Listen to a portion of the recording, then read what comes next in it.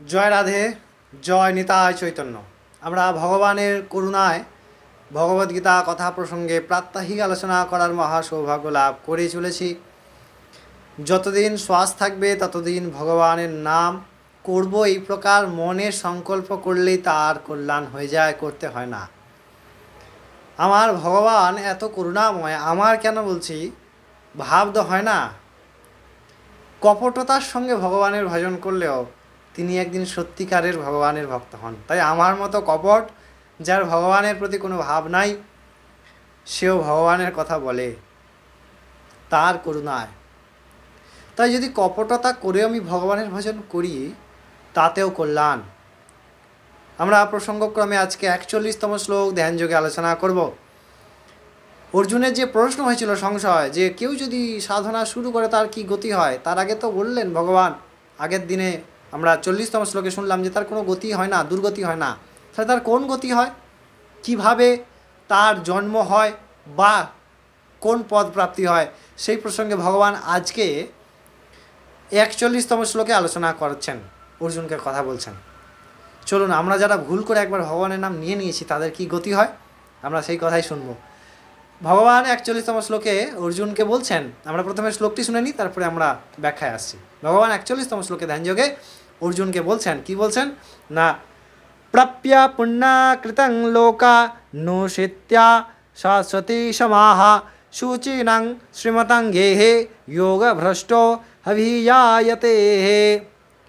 ভগবান বললেন যে এই যোগভ্রষ্ট, যারা যোগভ্রষ্ট হয়েছেন তাদের তো কোনো দুর্গতি হয় না, তারা সেই পূর্ণ অর্জনকারী লোক, অর্থাৎ স্বর্গে বহু বৎসর যাপন করেন।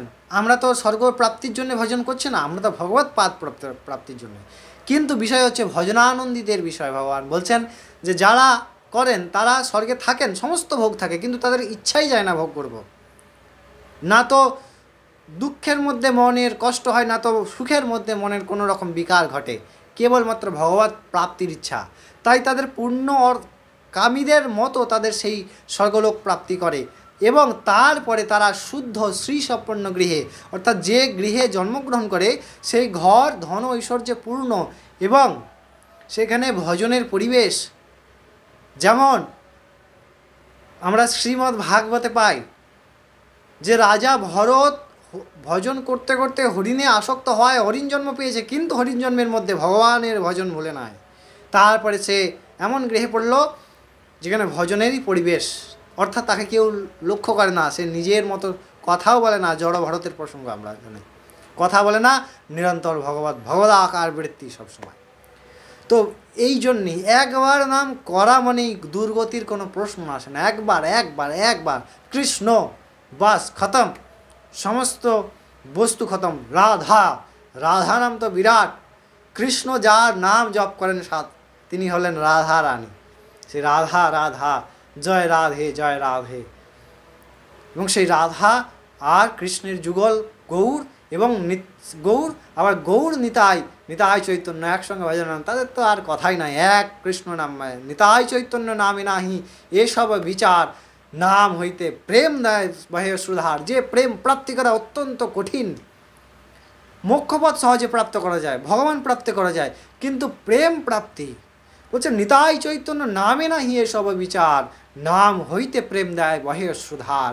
কেবল সেই দুষ্কর প্রেম প্রাপ্তি, যা ব্রহ্মা নারদ শিবের দ্বারা অসম্ভব, সেই প্রেম প্রাপ্তি করা যায় নিতাই চৈতন্য নাম উচ্চারণ করলে।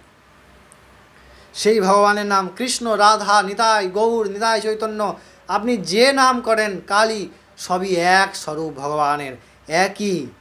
যদিও বা প্রত্যেক মাহাত্ম্যের বিশেষ বিশেষ মাহাত্ম্য বর্ণনা করেছেন, কারণ প্রত্যেক রসিকের মনের ভাব, কারণ আমার কাছে আমার ইষ্টই সমস্ত অবতারের থেকে শ্রেষ্ঠ, হয় না? হয়, যদিও অবতারের বিশেষ বৈশিষ্ট্য থাকে। ভগবান কখনো করুণা ঘন বিগ্রহে আসেন, যেমন কৃষ্ণের থেকেও, কৃষ্ণ যেমন সবাইকে তো কৃপা করেন নাই, সুদর্শন দিয়ে কেটেছেন, কিন্তু গৌর কাউকে কাটে নাই। গৌর হরিবোল বলিয়েছে মহা পাপী মহাপামরদেরকে। এটাই তো ভগবান মহাপ্রভুর শ্রেষ্ঠত্ব কৃষ্ণের তুলনায়। কিন্তু কৃষ্ণ মহাপ্রভু তো আলাদা নয়, রাধা আর কৃষ্ণ তো আলাদা নয়, এই বস্তুটি আমাদেরকে বুঝতে হবে। তাই ভগবান খুব সুন্দর করে বলছেন, সুতরাং যে কোনো প্রকারে একবার ভগবানের নাম তা অত্যন্ত মঙ্গলময়। এই নাম শোনার বলার ভাগ্য সবার হয় না। আমরা মহা ভাগ্যবান, আমরা ভারতবর্ষে জন্মেছি, সেই কারণে আমাদের এই মহা সৌভাগ্য হচ্ছে। আশা করি আমরা ভগবানের কথা শুনবো, প্রাত্যহিক ভগবানের নাম করব এবং তার পথে চলব, পরম আনন্দময় প্রেম প্রাপ্তি করব। এটাই আমাদের লক্ষ্য, এটাই আমাদের উদ্দেশ্য এবং এটাই আমাদের গন্তব্য। আশা করি সবাই ভালো লেগেছে আলোচনাটি। অবশ্যই যদি ভালো লাগে সাবস্ক্রাইব করে সঙ্গে জুড়ে থাকবেন এবং লাইক, শেয়ার ও কমেন্ট করতে ভুলবেন না। প্রশ্ন থাকলে অবশ্যই কমেন্টের মধ্যে জানাতে পারেন। ততক্ষণ আমার প্রাণারাধ্য ভগবান শ্রী নিতাই চৈতন্য মহাপ্রভুর করুণায় অনেক ভালো থাকবেন, সুস্থ থাকবেন। জয় রাধে, জয় নিতাই চৈতন্য।